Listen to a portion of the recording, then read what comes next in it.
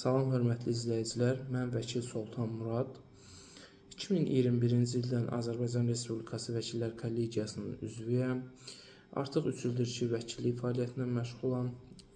Ümumilikdə 7 illik hüquqşünaslıq təcrübəsinə malikəm. Vəkillik fəaliyyətinə məşğul olduğum vaxtdan Instagramda Vəkil Soltan Murad səhifəsi fəaliyyət göstərir. Həmin səhifədə vətəndaşları ən çox maraqlandıran aktual hüquq mövzuları və sualları barədə paylaşımlar edirəm. Onların suallarını cavablandırmağa çalışıram. Lakin təəssüf ki, bir çox hallarda paylaşımların, posterlərin açıqlama bölməsində verilən məlumatlar hüquqi dildə olduğu üçün həmin mətnlər qeyri-hüquq profilli şəxslər üçün aydın olmur. Ona görə də istəyirəm ki, qısa videolar çəkərək həmin videolarda daha sadə, anlaşılır dildə vətəndaşları ən çox maraqlandıran suallar barəsində məlumat verim. Ümumi apardığım müşahidələrə əsasən oxşar mövzulara dair suallar çox olur. Bəzi mövzular barəsində paylaşımlar olunsa da təkrar suallar daxil olur. Bunlar əsasən ailə hüququ ilə bağlı məsələlərlə bağlı suallar çox daxil olur.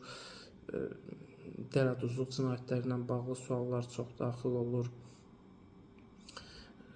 Fərdi yaşayış evlərinin tikintisinə icazə alınmasına bağlı suallar çox olur.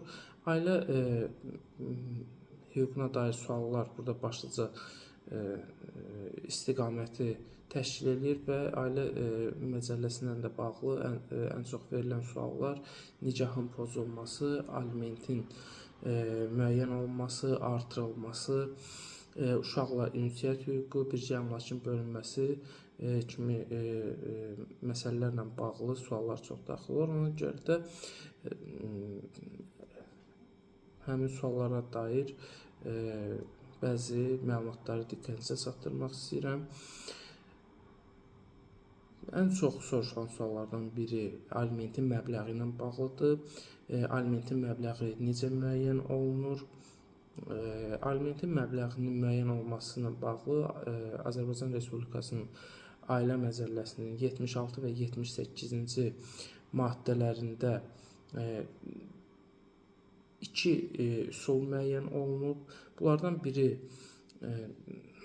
valideynin gəlirlərinin müəyyən hissəsinin aliment kimi tutulması, digəri isə sabit aliment məbləğinin müəyyən olunması ilə bağlıdır.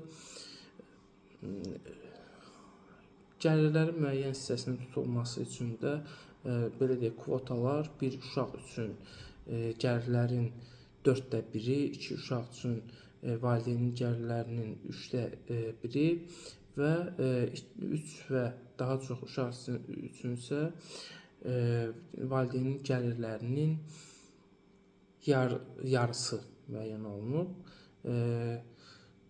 Bəs hansı məbləğlərdən, gəlirlərdən aliment tutula bilər? Həmin gəlirlərin növləri Azərbaycan Respublikası Nazirlər Kabinetinin 2001-ci il 23 may tarixli 98 nömrəli qərarında müəyyən olunub. Burada siyahı genişdir və demək olar ki, bütün əmək haqqı, əmək haqqına əlavələr, mükafatlar,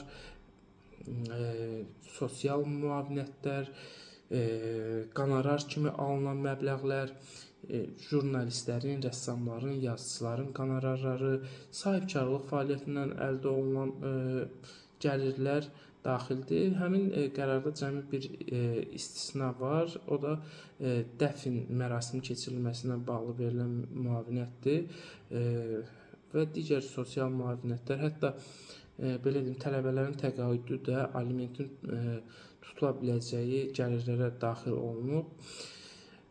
Digər məsələ isə sabit alimentin müəyyən olunmasına bağlıdır. Əgər şəxsin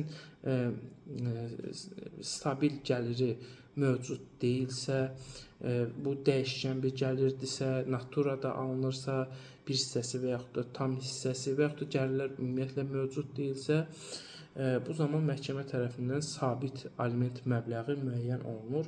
Bəs sabit aliment məbləği müəyyən olunarkən minimum məbləğ necə hesablanır? Bu da bu məsələ ilə bağlı 2016-cı ildə Konstitusiya Məhkəməsinin Ailə Məcəlləsinin 76, 78, 112-ci maddələrinin şərh edilməsinə dair qərarı mövcuddur və həmin qərarın 2-ci bəndində Azərbaycan Respublikasında müəyyən olunmuş uşaqlar üçün yaşayış minimumundan az olmayaraq aliment məbləğinin alınması müəyyən olunub, daha doğrusu təyin edilməsi müəyyən olunub və bu məbləğlər də hər il növbəti il üçün qəbul edilən yaşayış minimumu haqqında qanunda öz əksini tapır. Həmin qanunda pensiyaçılar, əmək qabiliyyətli şəxslər, o cümlədən uşaqlar üçün yaşayış minimumu hər il yenilənir. Ölkədəki inflyasiya dərəcəsinə uyğun olaraq artan templə növbəti illərə doğru rəqəmlər müəyyən olunur.